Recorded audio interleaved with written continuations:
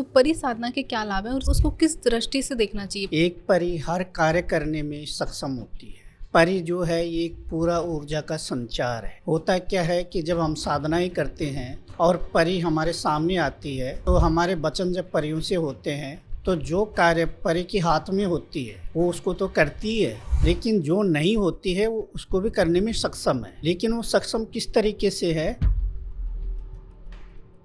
परि की साधना के स्तर कौन कौन से होते हैं? जितनी प्रकार की परियां हैं इसी तरीके की उसकी साधनाएं हैं। जैसे यक्ष की साधना है, गंधर्व की साधना है, यक्षिणी की साधना है। तो परि की साधना में इन साधनाओं में बहुत अंतर आता है। जैसे कि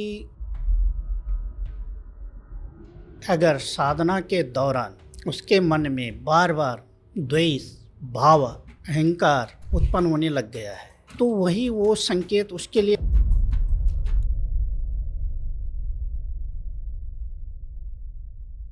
आप सभी का बहुत बहुत धन्यवाद। आप सभी ने हमारे लास्ट परि वाले पॉडकास्ट को इतना प्रेम दिया, इतना स्नेह दिया। आप सभी के इसी प्रेम और स्नेह को ध्यान में रखते हुए हम आज फिर से परि के ऊपर एक पॉडकास्ट लेकर आए, जहां लास्ट पॉडकास्ट में हमने बेसिक से जाना था कि परि क्या होती है, कहाँ से आती है, कितने प्रकार की होती है और कैसे दिखती है।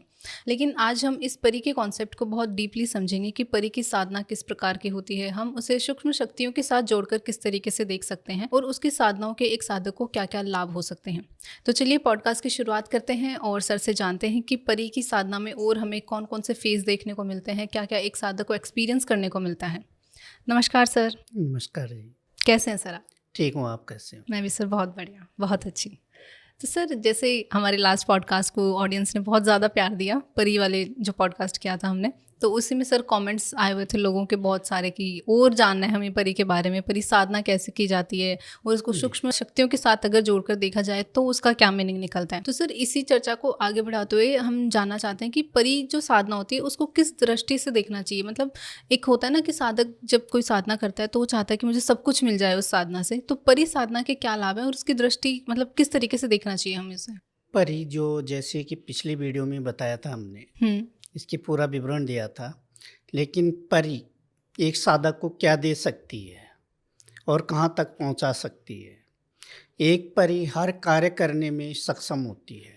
अच्छा। परि जो है ये एक पूरा ऊर्जा का संचार है। ठीक है, जितनी आपकी ऊर्जा होगी, जितना आपका प्रेम होगा, आपका प्यार होगा, उतनी परि आपके लिए कार्य करती है और प्रत्येक कार्य में सक्षम होती है। होता क्या है कि जब हम साधनाएं करते हैं और परि हमारे सामने आती है तो हमारे वचन जब परियों से होते हैं तो जो कार्य परि के हाथ में होती है वो उसको तो करती है, लेकिन जो नहीं होती है वो उसको भी करने में सक्षम है। लेकिन वो सक्षम किस तरीके से है? वो इस तरीके से सक्षम है कि अगर आप अन्य शक्ति को चाहना चाहते हो या कोई काम ऐसा है कि जो परि नहीं कर सकती तो उसकी व्यवस्था आपके लिए बना देती है। अच्छा। ठीक है, क्योंकि परि कोई छोटी मोटी शक्तियाँ नहीं है या छोटी मोटी ऊर्जा नहीं है। अच्छा। ऊर्जा तो ऊर्जा है, केवल इस्तेमाल करने का तरीका होना चाहिए।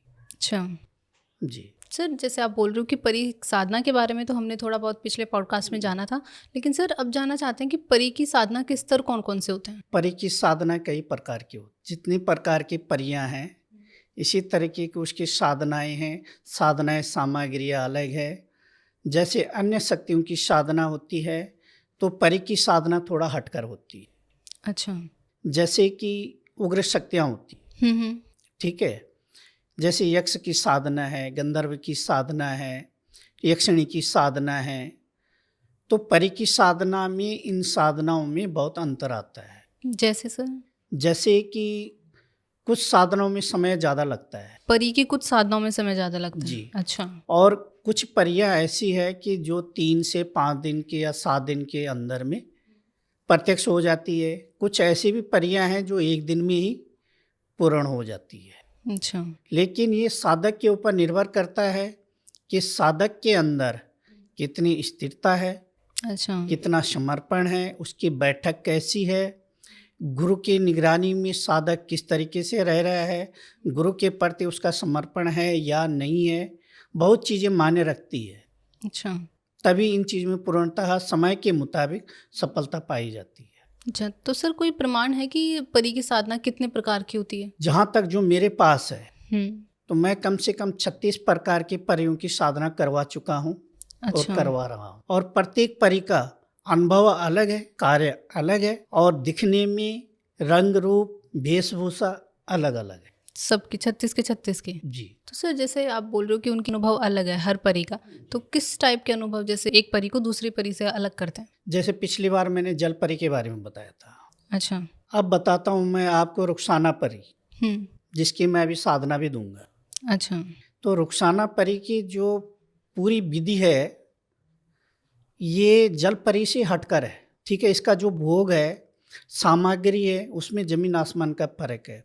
इसका जो मंत्र जाप होता है, जैसे कि और साधनाओं में 11 माला करवा रहा हूँ, तो इसमें मैं 7 माला करवाता हूँ। अच्छा। फिर इस परी को एक टोटके के द्वारा भी सिद्ध किया जाता है। अच्छा। जबकि हर परी टोटके से सिद्ध नहीं होती, लेकिन ये रुखसाना परी एक ऐसी परी है कि इसको आप एक टोटके से भी सिद्ध कर सकते हैं। साथ ही इसकी अगर आप साधनाएं करते हैं तो ये बहुत जल्दी आकर्षण होती है और प्रत्यक्ष भी होती है और हर कार्य को करने में सक्षम भी है। मेरे एक साधक को ये साधना जब करवाई तो 7 दिन का प्रोसेस था इसका, लेकिन वो साधक पुराना था तो उसको ओनली 1.5 उसमें ही प्राप्त हो गई थी। अगले दिन 5 माला की, दूसरे दिन बैठा, जैसी 1.5 माला होने वाली थी उसकी, 2 भी पूरी नहीं हुई, परी सामने खड़ी हो गई। अच्छा। और उसके वचन नहीं ले पाया वो उससे, वो वापस चली गई। फिर वो दोबारा बैठा, उसने कॉल किया कि तो वापस चली गया, मैं क्या करूं। मैंने कहा अभी बैठा रहे, फिर दोबारा कर। फिर दोबारा आई, फिर दोबारा मैंने उससे वचन करवाए। आज की डेट पे वो बंदा अपना पूरा दरबार लगा रहा है। अच्छा। भूतकाल, भविष्यकाल, वर्तमान काल, सब चीज़ों में सक्षम हो जाती है।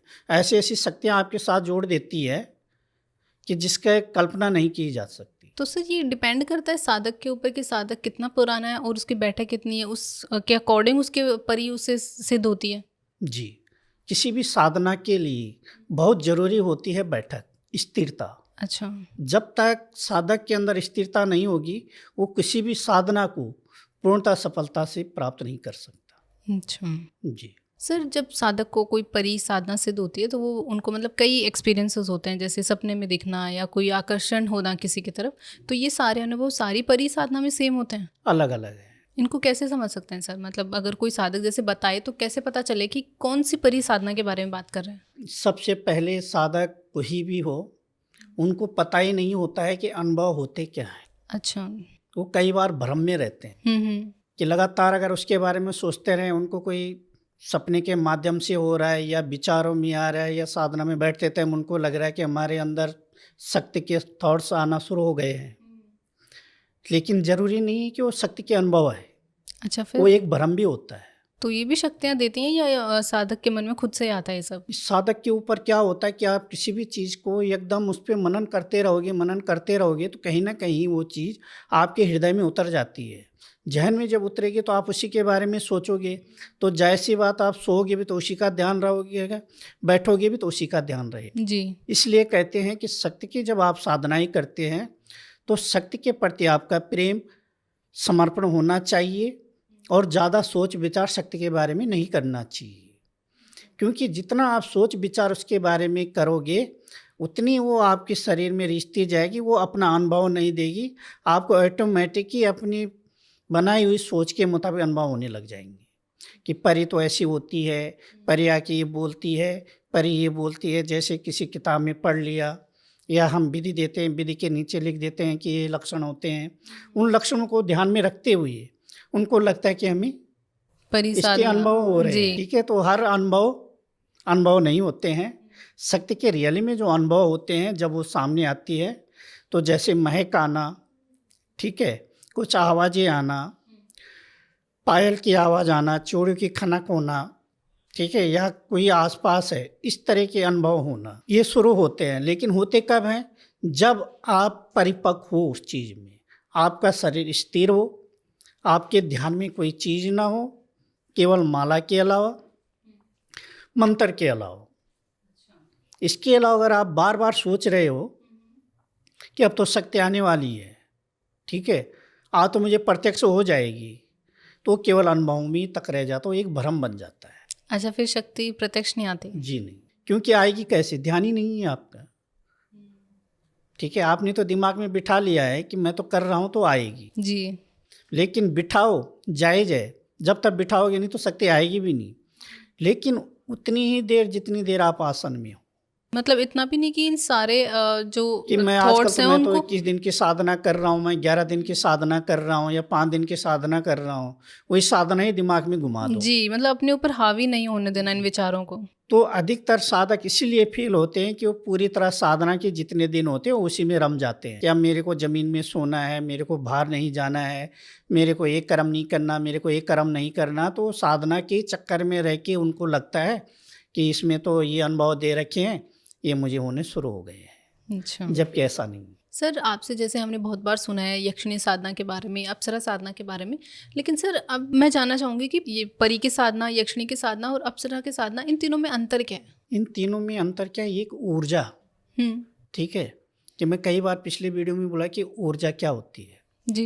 ये ऊर्जा का संचार है कि सबसे पहले आप अपने आप को देखो कि आपने अपने जप से या अपने ध्यान से, अपनी स्थिरता से कितनी ऊर्जा रिजर्व करी है अपने आप में। अच्छा, ठीक है, इसी तरीके से परी की होगी, यक्षिणी की होगी, अप्सरा की होगी, सबकी ऊर्जा की क्षमता अलग अलग है।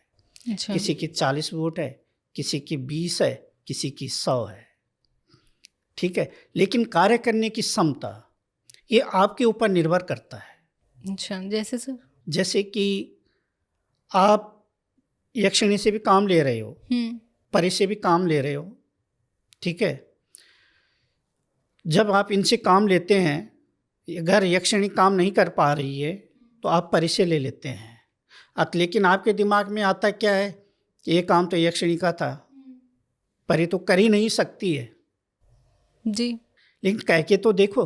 अच्छा, जब तक उसको कहोगे नहीं तब तक काम कैसे होगा। अच्छा, कहना पड़ता है, लेकिन उसकी जो ऊर्जा है पहले उसको पूरी तरह रिजर्व करना पड़ता है। तो सर जब ये तीनों साधनाएं एक जैसी हैं, अप्सरा की, परी और यक्षिणी की साधना, तो फिर इंसान एक ही क्यों नहीं कर लेता, फिर अलग अलग क्यों करता है? क्योंकि सबके दिमाग में ये होता है कि एक शक्ति प्राप्त करके ये काम होता है, ये दूसरा काम करती नहीं है, दूसरा मेरा एक काम करेगी, तीसरा एक काम करेगी। अच्छा, जबकि एक ही शक्ति 100 काम करने को सक्षम है। हाँ, तो वही ना, फिर बाकियों की साधना क्यों करते हैं लेकिन लोग? साधना इसलिए करते हैं कि सपोजली आपका काम यहाँ पे बैठे हुए हो, ठीक है, आप मेरे से बात कर रहे हो, क्वेश्चन कर रहे हो, अब उनका काम वो रिकॉर्डिंग सेट करके बैठे हैं, तो ये काम आप नहीं कर पाओगे, लेकिन आपने व्यवस्था बना दी है। तो अगर एक शक्ति काम नहीं कर पाती तो दूसरी शक्ति के लिए प्रेरित करती कि आप ये शक्ति करो, ये शक्ति ये काम आपका करेगी। अच्छा, तो मतलब ऐसे बोल सकते हैं कि कुछ काम ऐसे होते हैं कि वो सारी शक्तियाँ नहीं कर सकती। नहीं कर सकती। जैसे मैंने स्टार्ट में कहा कि शक्तियाँ रास्ता बना देती है, जी जी, ठीक है, वो आपको निराश नहीं करेगी। अब निराश नहीं करेगी तो आपको कुछ ना कुछ रास्ता तो बता ही रही है ना जी। तो वो कहेगी आप इस शक्ति के करो, ये शक्ति आपके लिए काम कर देगी। सर अभी इतनी सारी हमने साधनाओं के बारे में बात करी है कि परी की साधना में लोगों को क्या क्या एक्सपीरियंसेस होते हैं, लेकिन सर मेन क्वेश्चन अब ये है कि मेन ब्रह्म कहाँ पे पैदा होता है उनके मन में, कि जैसे कोई इंसान साधना कर रहा है किसी परी की, तो उसको ब्रह्म कहाँ पे आता है, कहाँ कौन से स्टेज पे जाके ब्रह्म आता है? ब्रह्म उनको इस स्टेज में आके आता है जब वो पूर्णतः साधना में बैठते हैं और उनकी स्थिरता नहीं होती, क्योंकि साधना में स्थिरता बहुत ज़रूरी है। जी, ठीक है, अब स्थिरता है नहीं, विचारों पे कंट्रोल है नहीं, तो सबसे पहला भ्रम आता है कि जो उनके संकेत होते हैं, हर संकेत को शक्ति का संकेत समझना, सबसे पहला भ्रम। अच्छा, दूसरा भ्रम अहंकार आना, तीसरा खुद पे निर्भर नहीं होना। अच्छा, तो इन चीज़ों से भ्रम बढ़ जाता है, जिसके कारण वो सफलता में असफलता के कारण बनते हैं। अच्छा सर, कई बार ऐसा भी होता है किसी के साथ कि मतलब उसकी व्याख्या करने में इंसान को भ्रम होता हो, हाँ, कि सामने कुछ दिखाई कुछ और दे रहा है, साधना किसी और चीज़ की हुई है, कर रही है। हाँ, क्योंकि मैं वही कह रहा हूँ, क्योंकि पूर्णतः ज्ञान नहीं होता।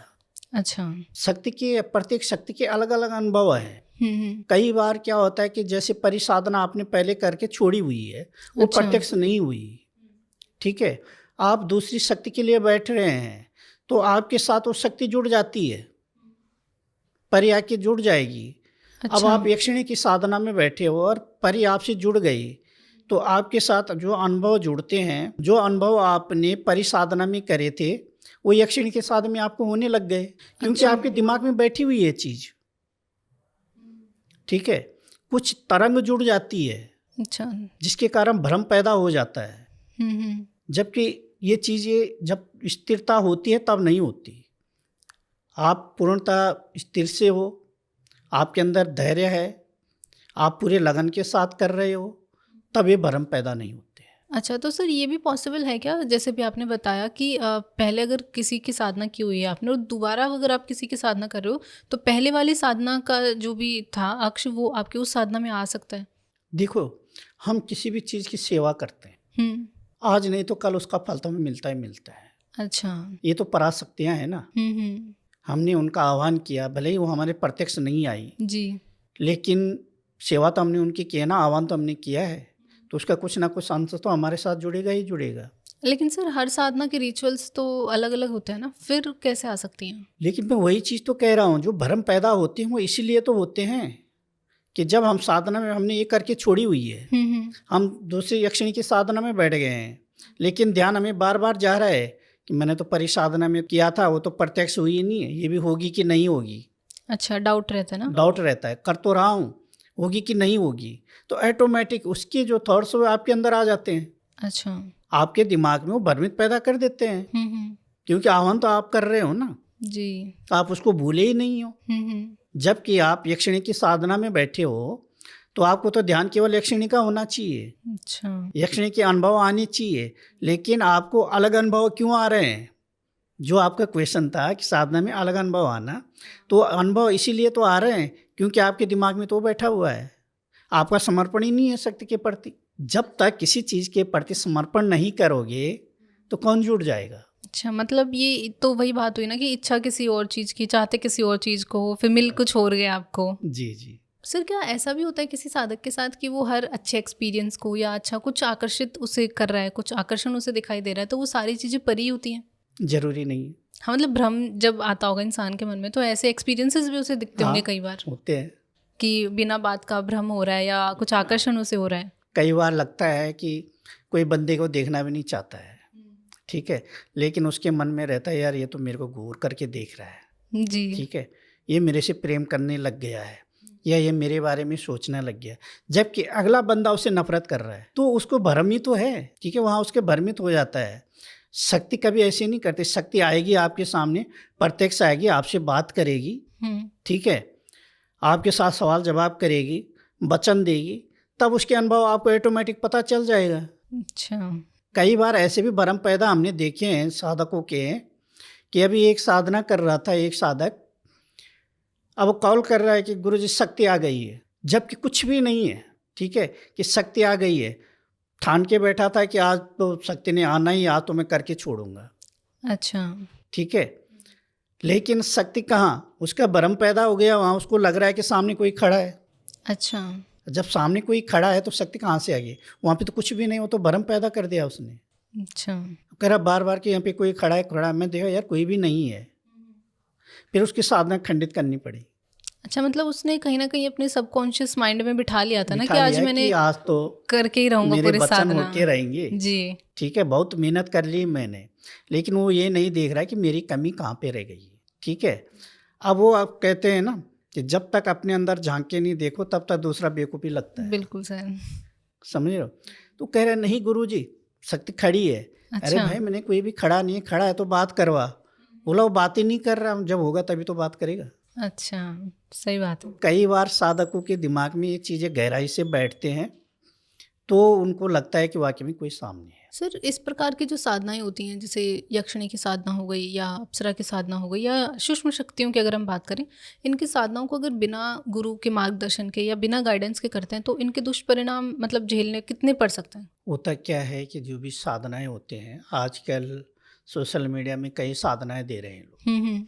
ठीक है, पूरी विधि दे देते हैं, लेकिन कहीं ना कहीं अपना हाथ काट के कोई किसी को नहीं देता। जी सर। ठीक है, तो लोग क्या करते हैं, जब उसमें से साधनाएं उठाते हैं उसको करना शुरू कर देते हैं। हम्म। लेकिन जब उसकी पूरी विधि नहीं है, आपके पास कोई गुरु ही नहीं है, तो सफल कैसे हो जाएगी? अच्छा। अदरवाइज सफल हो भी गई, शक्ति आपके पास आ भी गई, लेकिन वो काम नहीं करेगी, वचन नहीं देगी। कारण ये होता है कि आप दीक्षित नहीं हो। ठीक है, आपको पूरा विधान ही पता नहीं है। गुरु पूरी तरह गाइड्स करता है। क्यों कहते हैं कि गुरु की निगरानी में साधनाएं करनी चाहिए? गुरु का हाथ सर पे होता है तो असंभव काम भी संभव हो जाता है। अच्छा। ठीक है, इसलिए कभी भी बिना गुरु की कोई साधनाएं नहीं करनी चाहिए, वो अनुचित होता है, वो कहीं ना कहीं आपको दिक्कतें पहुंचाएगी। अच्छा, नहीं सर, ये क्वेश्चन मेरे मन में इसलिए आया क्योंकि ये जो सारी शक्तियाँ होती हैं सात्विक होती हैं, तो मेरे ख्याल से शायद जैसे सूक्ष्म शक्तियों की हम बात करते हैं तब कि इनकी साधना शायद बिना गुरु के पॉसिबल हो। नहीं, क्योंकि होता क्या है, मैं इसका भी आपको क्लियरली बताता हूँ। शक्ति सात्विक हो या तामसिक हो, माने वो नहीं रखता। माने ये रखता है कि आप पराच शक्तियों से कनेक्टेड हो रहे हो, जिसको आपने कभी देखा ही नहीं है। अच्छा। ठीक है, आप एक ऊर्जा को रिजर्व कर रहे हो, एक ऊर्जा से आप कनेक्टेड हो रहे हो। गुरु हमारा ट्रांसफार्मर है, हमारा पावर हाउस है। समझ रहे हो? जो तरंगों को, कनेक्शन को कंट्रोल करता है। और आप बिना गुरु के डायरेक्ट ट्रांसफार्मर या फार्म हाउस पे जा रहे हो, ठीक है, तो आपको करंट तो 100% लगना है। अच्छा। ठीक है, कारण क्या होता है कि जब हम पराशक्तियों को बुलाते हैं जबरदस्ती, बिना गुरु के, बिना मार्गदर्शन के, ठीक है, और वो आपके पास आती है, तो वो आपके लिए काम नहीं करेगी, वो आपकी इच्छा से नहीं चलेगी। शक्ति को साधने का अर्थ क्या है? साधना का अर्थ है क्या? साधना का अर्थ है चीज़ को साधना, सिद्धि प्राप्त करना, कि अपने मन से मैं उस चीज़ को चलाऊं, जिसको साधना कहे जाते हैं। हम किसी चीज़ को सिद्ध करते हैं तो उसको अपने हिसाब से तो चलाते हैं ना। लेकिन जो बिना गुरु के करते हैं उनको शक्ति के हिसाब से चलना पड़ता है। अच्छा। क्योंकि आपको पता ही नहीं है कि कंट्रोल कैसे करना है। शक्ति आ गई, वचन हो गए, शक्ति आपको जैसे बोले आप करते रहोगे, वो शक्ति आपको नुकसान में पहुंचा सकती है। अच्छा। अगर शक्ति ने आपसे कोई गलत मांग कर दी, ठीक है, आप वचनों में आपने हाँ कर रखी है जी, तो उसके वचन तो आपको पूरा करना पड़ेगा। नहीं करोगे तो पूरे घर को बर्बाद कर देगी। अच्छा। और परी साधना भी, जैसे क्योंकि परी का नाम सुनते हैं तो ऐसे लगता है ना कि बहुत सॉफ्ट चीज़ है, बहुत प्यारी सी चीज़ होगी कोई। शरीफ कितना खतरनाक होता है। अच्छा। ठीक है, बाहर से ही तो दिखने में तो सुंदर होंगे, जी जी। आकर्षणी तो है उनका काम, लेकिन उनके कार्य उग्र भी तो हैं। अच्छा। जो हर कार्य करने में सक्षम है, ठीक है, तो वो क्या नहीं कर सकती है। अगर उनकी इच्छा पूरी नहीं होगी तो उनको गुस्सा नहीं आएगा? अच्छा। आएगा ना, कहीं ना कहीं। आप अपनी अपनी चलाते रहोगे तो कहीं ना कहीं आप अपने है भी तो होंगे। ठीक है, एक दिन बर्दाश्त करेंगे, 2 दिन बर्दाश्त करेंगे, तीसरे दिन बर्दाश्त करेंगे, चौथे दिन तो अपने स्वरूप में आएंगे। अच्छा। कभी भी ये नहीं सोचना चाहिए कि शक्ति सामतिक है, नॉर्मल है। ठीक है, बहुत जैसे कहते हैं कि सौम्य शक्ति है, लेकिन सौम्य भी बहुत खतरनाक होता है। जो आपको लिए उस चीज़ को ला सकता है कि जिसकी आपने कभी कल्पना नहीं करी, वो कितनी खतरनाक हो सकती है आपकी। बिल्कुल सर, ये तो अंदाज़ा लगाया जा सकता है अभी। ठीक है, यही तो सोच के ऊपर डिपेंड है। सर, जब किसी साधक को परिसाधना के अनुभव होते हैं, जैसे आकर्षण का, स्वप्न का, और जैसे अभी हमने थोड़ी देर पहले बात करी, तो ये सारे अनुभव उसकी मानसिक स्थिति पर भी कहीं ना कहीं प्रभाव डालते हैं? हाँ, पॉजिटिव या फिर नेगेटिव? दोनों। अच्छा, वो कैसे सर? वो ऐसे कि अगर आप रियल में शक्ति पे बैठे हुए हो, शक्ति को प्राप्त करने में, जब आप आसन में बैठ के अगर आपको अनुभव होते हैं, आप पहले कुछ नहीं सोच रहे हैं, तो आपके लिए अच्छे संकेत देना शुरू करती है। जैसे खुशबू आना, ठीक है, सुंदर से फूलों की महक चारों तरफ फैलना, हल्की हल्की पायलों की आवाज़ आना, चूड़ों की छनछनाहट होना, ठीक है, एक दिव्य शक्ति जिसको कहते हैं दिव्य अनुभव, इस तरीके का अगर आपको हो रहा है तो कहीं ना कहीं आप शक्ति की ऊर्जा से कनेक्शन जोड़ना शुरू हो गया है। तो फिर सर ये उसकी मानसिक स्थिति को कैसे प्रभावित करती है? तो मानसिक स्थिति को ऐसे करती है कि वो उस चीज़ को डिप्ली ले लेने लगता है कि आज तो बिल्कुल ही आ ही गई है, ठीक है। अब उसके दिमाग से और आते कैसी होगी, क्या होगी, तो उसको लगता है कि जल्दी सामने आ जाए, जल्दी सामने आ जाए। तो उसके जो विचारों को परिवर्तन हो जाता है। जब उसके विचार परिवर्तन हो जाते हैं तो वही फिर अपने संकेत बदल देती है। अच्छा। जो उसके रियली में संकेत होते हैं वो छोड़ करके उनके दिमाग में और चीज़ें शुरू हो जाती हैं। अच्छा। जो दिन भर सोचते रहते हैं उसके बारे में, वही चीज़ शुरू होती है। और सर नेगेटिव कैसे पड़ता है इफेक्ट? इसको ऐसे करता है कि उसको डर पैदा हो जाता है। अच्छा। भय लगना, गुस्सा आना, चिड़चिड़ापन होना, ये उसके अंदर शुरू हो जाता है। सर तो ये कहना कितना सही है कि जैसे यक्षिणी, अप्सरा या परी की साधना में किसी इंसान के या उस साधक की नीयत और उसकी मानसिक स्थिति का कितना रोल इम्पोर्टेंट होता है? सबसे ज़्यादा जो रोल है उसकी मानसिक स्थिति का होना चाहिए। उसको जो अपनी मानसिक स्थिति है उसको हमेशा स्थिर रखना चाहिए। अच्छा।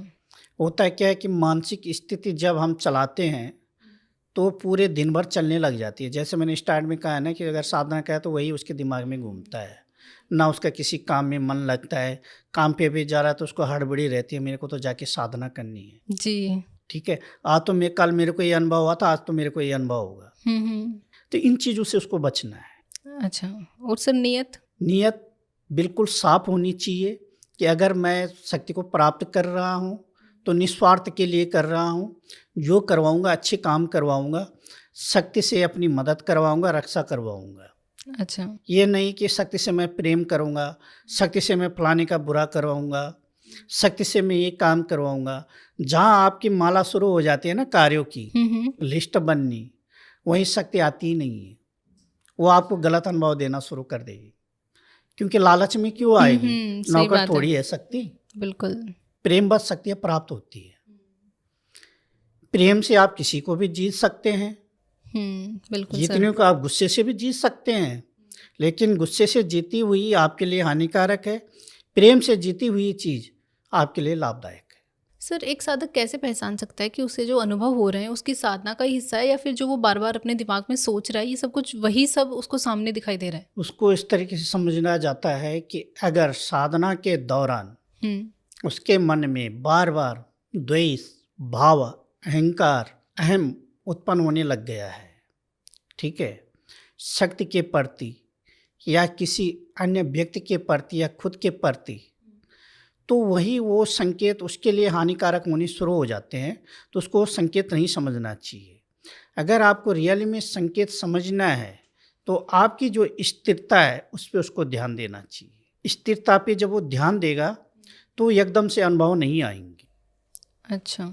अनुभव धीरे धीरे आएंगे, क्योंकि जब 10 कदम चलने के बाद हम बिजली का बटन दबाते हैं तब लाइट जलती है, ठीक है, या हाथ ऊपर करने में भी तो समय लगता है ना जी, तब बटन दबता है। लेकिन कुछ साधक क्या सोचते हैं, मैं तो यूं बैठा, यूं शक्ति आई और मेरा ये काम यूं हुआ। अच्छा। तो वहीं उसका पतन भी शुरू होता है और साधना असफल भी होती है। मतलब धैर्य रखना बहुत ज़रूरी है। बहुत ज़रूरी है। संयम जब तक नहीं रखेंगे, स्थिरता कहते हैं बैठक, ठीक है, जो आपकी बैठक है स्थिरता के पत्थर के जैसे आपको बनना। स्थिरता आएगी तो ऑटोमेटिक आपका ध्यान केवल शक्ति पे रहेगी, तभी शक्ति आपको अनुभव देगी। जब तक आप स्थिर नहीं हो, आपका मन चल रहा है, दिमाग चल रहा है, शरीर चल रहा है, कहाँ से अनुभव आ जाएंगे? बिल्कुल सर। वो तो केवल सोच पे निर्भर, जो आ रहे हैं वो तो आप सोच आ रहे हैं जी, जो आपने सोच रखा है कि शक्ति ऐसे करती है, ऐसे करती है, सुनी हुई बातें, सोची हुई बातें आपके साथ चल रही होती है। साधना का अर्थ होता है स्थिरता। खुद को साधो, उसके बाद शक्ति सत्ती है। बिल्कुल सर। समझ रहे हो? सर आपने पिछले बहुत से पॉडकास्ट में जिन की और अन्य एंटिटीज़ की साधनाओं के बारे में बात की, तो सर कभी ऐसा होता है कि जैसे जिन की साधना के जो एक्सपीरियंस होते हैं वो तो डिफरेंट होते हैं और परी या ऐसी शक्तियों की जो साधना होती है उसके एक्सपीरियंस अलग होते हैं, लेकिन कहीं ना कहीं साधक इन दोनों को मिक्स कर देता है। जब साधना करता है तो उसके जो अनुभव होते हैं वो मिक्स होते हैं। नहीं, जैसे मैंने पहले भी बताया, हर शक्ति का अपना एक अनुभव है। आपकी आदतें मेरे अंदर तो नहीं आ सकती, मेरी आदतें आपके अंदर नहीं आ सकती। जो मुझे पसंद है ज़रूरी नहीं कि आपको भी पसंद हो। बिल्कुल। एक घर में 10 बंदे रहते हैं, 10 की खाने की स्वाद अलग है। हर किसी को अपना अपना स्वाद है, हर किसी का पहनने का अपने अपने लहजा है। तो ऐसी शक्तियों का है। अच्छा। एक ही शक्ति के तरह सभी शक्ति के अनुभव कैसे हो जाएंगे, ये एक सोचने वाली बात है। कई साधक इस चीज़ में भ्रमित रहते हैं कि अगर उनको अनुभव आते रहे किसी भी करे एक जैसे आ रहे हैं, हमें तो हो रहा था, मैंने उसमें तो ऐसे किया था, हाँ। प्राप्त नहीं हुई तो क्या हुई, अनुभव तो हुए हैं ना। जी जी। दूसरे में बैठते हैं, उसमें भी सोचते हैं जो पिछले में वही अनुभव अब भी हो रहे हैं। शक्ति तो जुड़ रही है, जुड़ कैसे रही है। अच्छा।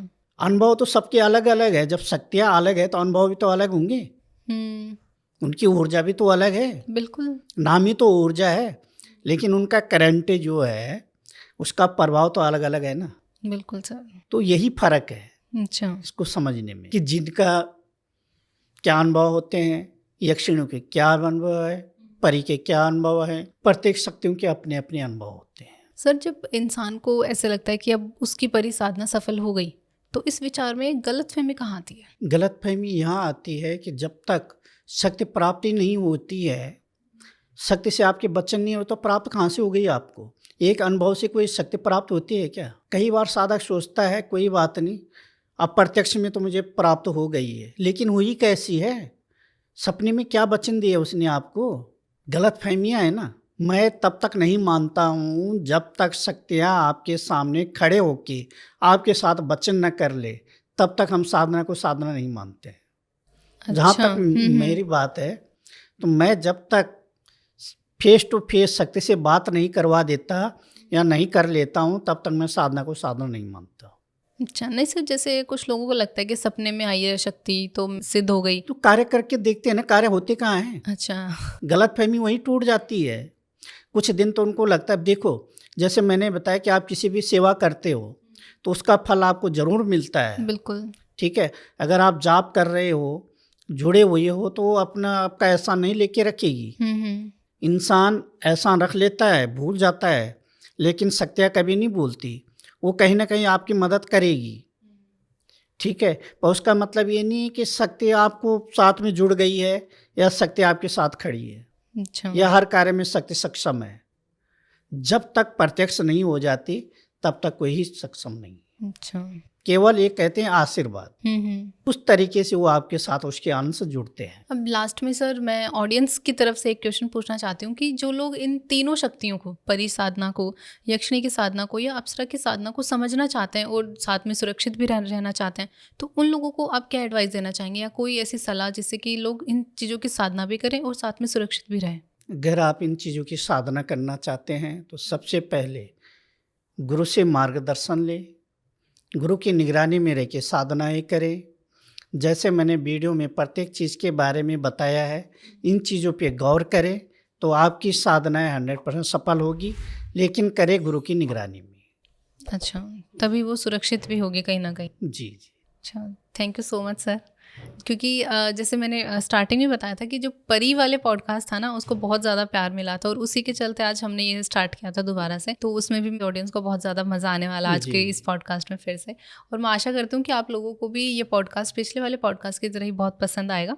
तो आप आज के इस पॉडकास्ट को लाइक करें, शेयर करें, सब्सक्राइब करें और जितना हो सके हमें कॉमेंट करके बताएं कि आपको ये पॉडकास्ट कैसा लगा। And thank you so much for watching. Thank you so much sir. Ji.